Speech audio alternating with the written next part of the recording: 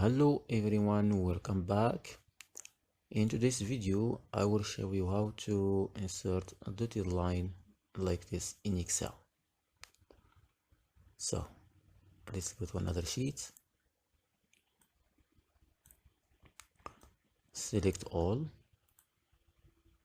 let's adjust this.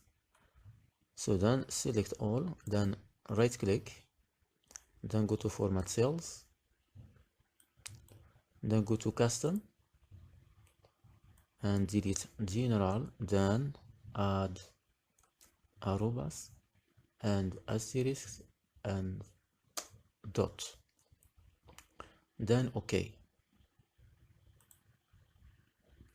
As you can see, I have dotted line inserted and adjusted. Thanks for watching. See you in the next video.